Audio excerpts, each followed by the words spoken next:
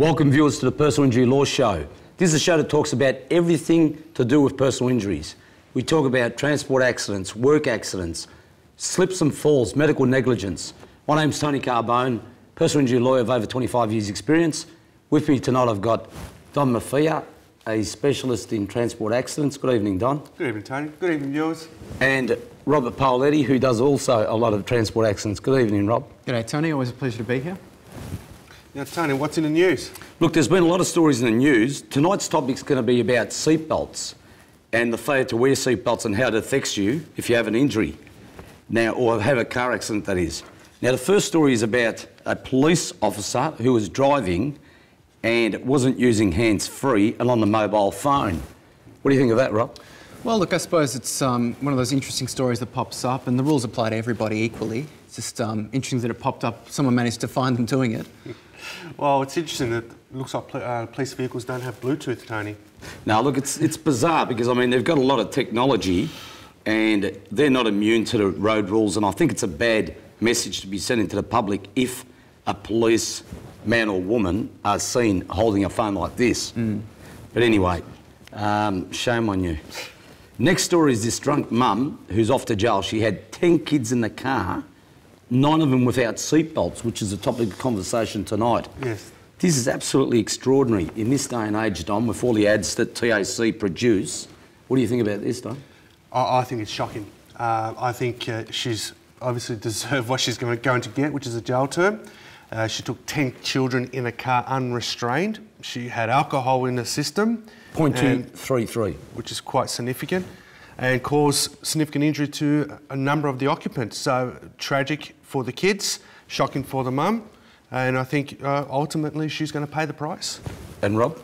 It was just an extraordinary story, Tony. When I first read this, I was just flabbergasted. I couldn't believe someone could be that irresponsible. With that many children in the car, it almost seems made up. It's that incredible.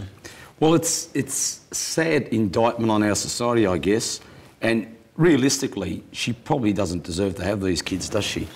No, and she's actually said in the submissions at her sentencing hearing that the kids were hungry and the lesser of the two evils were taking the kids to get some food unrestrained in the car. Well, from being starving, they could have been killed, and in any event, a couple of them are pretty badly injured.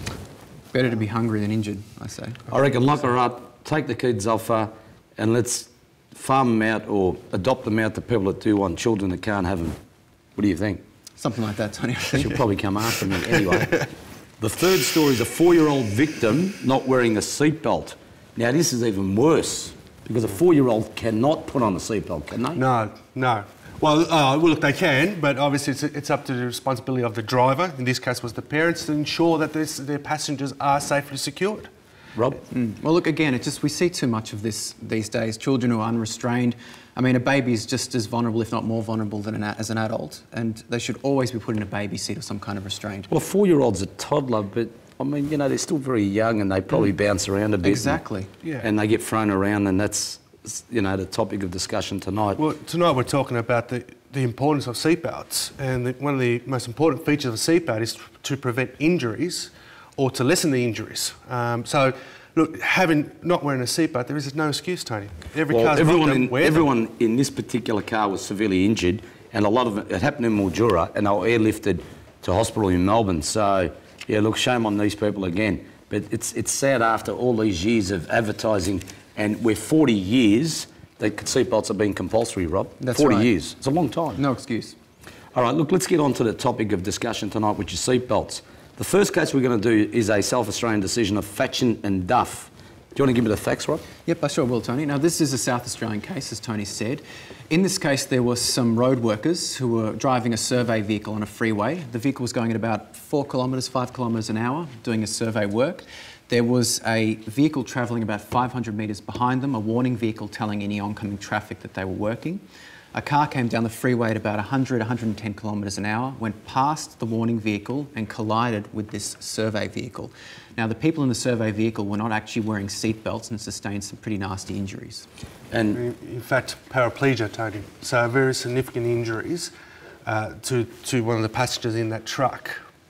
a couple of the important things about this case was there was two major issues. One was the issue of negligence, Because that was pretty hotly contested, wasn't it? That's right. Well, the issue was in terms of did the driver who overtook the truck, were they aware? Was there sufficient warning that there was a slow work truck at the front? And the second issue was contributory negligence for the injured person's failure to wear a seatbelt. On negligence, Rob, did the court get it right? I think they did in this case. I mean, what they were trying to say was they were applying some South Australian law. So it doesn't apply as the same here in Victoria. What they said was there was an exemption to wearing a seatbelt if you could show that there was sufficient warning and if it was not practicable for the workers to do it.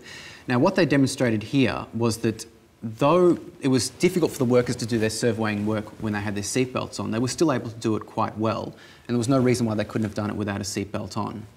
And they went through every step, Tony, every duties of the people in the work truck, and went through and said, well, you can do this with a seatbelt. You don't necessarily not necessarily required to do these activities and be restrained by a seatbelt. So it just went through every single step of what they did.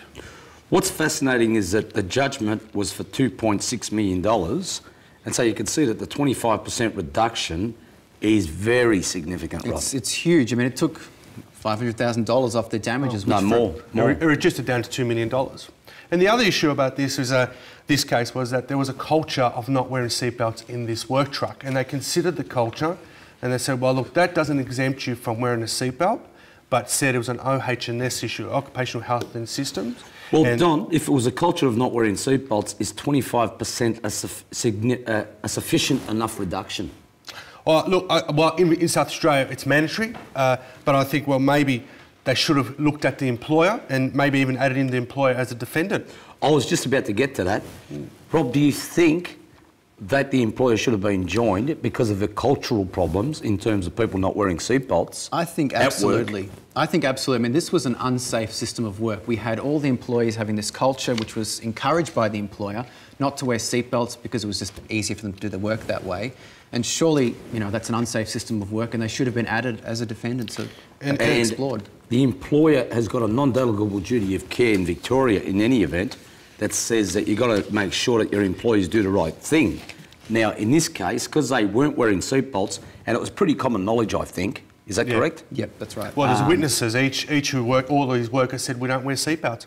And the judge did say, just to quote, safety of occupants is paramount to the employer. The employer should ensure the safety of their workers. And if the employer was joined as a defendant, that is another party to the proceeding, then in those circumstances, the plaintiff probably wouldn't have lost the $600,000.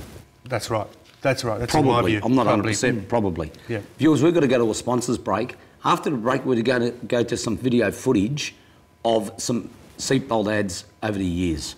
Thank you, and stay tuned.